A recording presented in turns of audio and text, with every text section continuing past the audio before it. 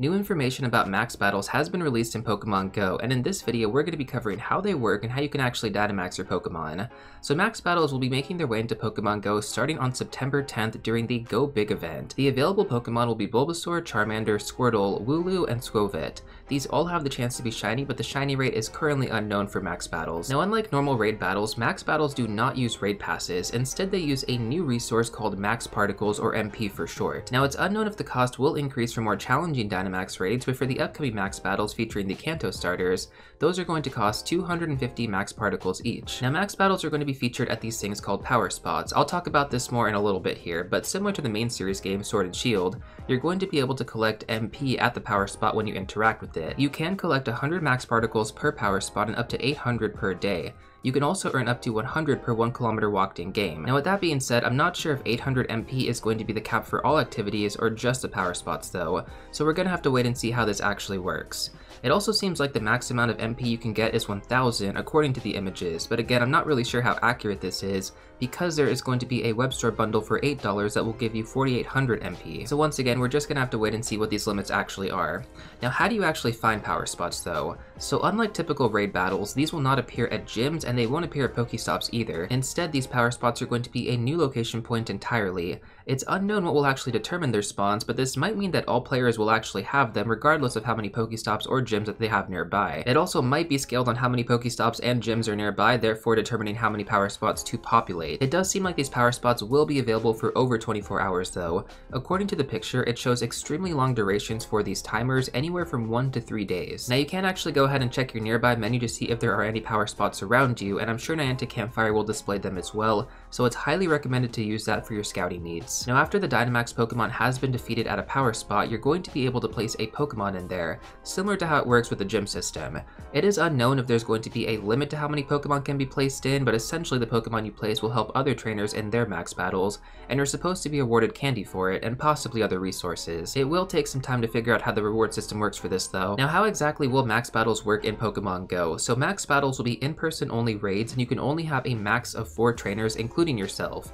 With the upcoming rotation being Kanto starters, this shouldn't be an issue for most players, as these will be really easy raid bosses. That being said though, once we start getting into the tough raid bosses like Gigantamax forms, this will require coordination with other players. Similar to how the Shadow Legendary raids work in Pokemon GO, like those are in-person only and you pretty much have to coordinate with other players, otherwise you're not going to be able to get them done. Now for max raid battles though, you can only bring up to 3 Pokemon and they all have to be Dynamax capable, which means you will need to do Dynamax raids in order to increase your eligible Pokemon. Now I do understand why some players are upset about this, but I am personally looking forward to a new grind to focus on. It kind of adds more depth to this game, but it doesn't really penalize you for not participating either, since you won't be able to Dynamax your Pokemon outside of max raid battles.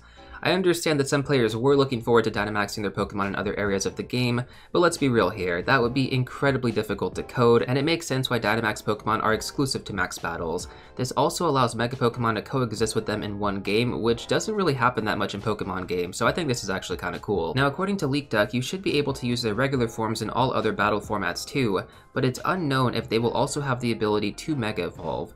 If they are able to Mega Evolve, this essentially punishes long-term players for building Pokemon before this update, so eliminating the ability to Mega Evolve would actually encourage players to focus on both types of builds, one for Mega Pokemon and for other aspects of the game, and then one for Dynamax Pokemon and other aspects of the game. Now I do understand that a better solution to this would just be to have some sort of item that you can get or pay for that allows you to add the Dynamax ability to your existing Pokemon, but it doesn't seem like Niantic is going to be going that direction. Going back to the main topic here though, you might be wondering, well if I need a Dynamax Pokemon to do max battles in order to get more Dynamax Pokemon, how do I actually get my first one?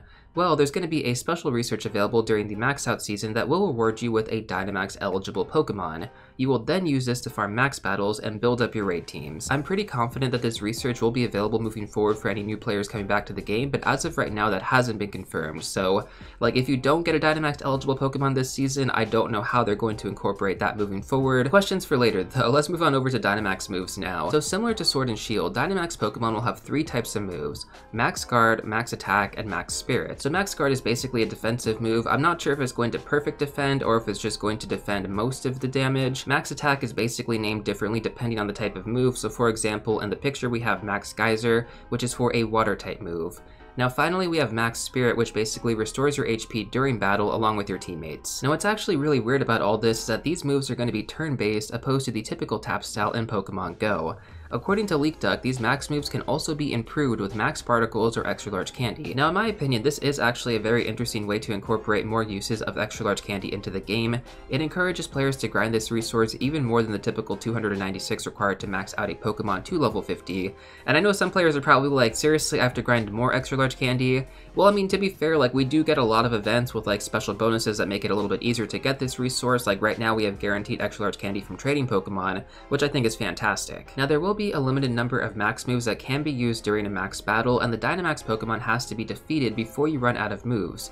As more challenging raid bosses are released, I'm sure more strategy is going to be involved in these fights, but as of right now, you can probably beat the upcoming raid bosses without too much trouble, since they're all going to be base stage forms. Now let's quickly talk about catching the Dynamax Pokemon. So this should pretty much work as normal, right? You're going to go to an encounter screen, but according to LeekDuck, the Dynamax Pokemon on the encounter screen are actually much further back than normal. So if these Pokemon are actually further away, I would recommend throwing towards the top right or top left of your screen when you're actually aiming to catch them. Now finally, let's talk about max battle rewards, and potentially the option to upgrade them. So the rewards do seem kind of basic according to the images, but I'm sure this will scale with difficulty in the future. Niantic also added the option to upgrade your rewards by spending 100 Pokecoins. This seems kind of expensive for what you get though, and I think a better implementation of this would be if Niantic actually left this option retroactive until the Pokemon has been caught.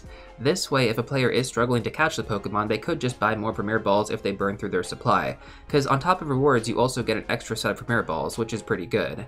Now for the Kanto starters, I can't imagine needing more than 10 of these, but for the Gigantamax Pokemon when they eventually get released, you might want to have some extras available. Either way, the current price point seems far too high, so hopefully this is adjusted in the future. If the rewards were better, I could actually see some players buying this, but definitely not for what we see on screen right now. Now will we actually get Gigantamax Raids in the future? So according to Niantic, right, this is official confirmation here, they are not currently developing any of these Pokemon at the moment. So it will most likely be some time before we see this mechanic introduced into the game. Like, we just got Dynamax Raids, I don't think Gigantamax is going to be coming for at least another year. That's just my prediction though. If you guys think it's going to be coming sooner or even further back, let me know in the comments down below. So basically, in conclusion, I think max battles are still in the early development phase, and they need to go through a testing period before they are reworked, kind of similar to Mega Raids. Like, after the Mega Raid update, this feature was 10 times better, and I think we're eventually going to see the same thing happen for Dynamax Raids as well, if the reception is truly that bad. As of right now, there are still too many unknown factors at play to determine if this feature is actually that terrible, so I mean, we kind of have to just wait and see, right? We have to test it out for ourselves. If it really is that lackluster, then I mean, yeah, you know, they're probably gonna have to rework this in the future, but if it's not that bad, it might just be some small tweaks along the way. Now, I do think that the max particle daily limit seems fair though. Like, given the cost of 250 max particles per raid currently, this means that you can do 3 raids per day. Dynamax Raids also having longer timers and not being limited to Pokestops or gyms has the potential to be a much better implementation compared to regular raids. So again, like, I do see some pros and cons here. We're gonna have to wait and see how this actually plays out. But as always, guys, I would love to hear your own thoughts about these new max raid battles in the comment section down below. And if you do want to check out some more content, you guys can watch these 2 videos right here. But before you go, don't forget to smash that like button, subscribe, and I'll see you all real soon in the next one.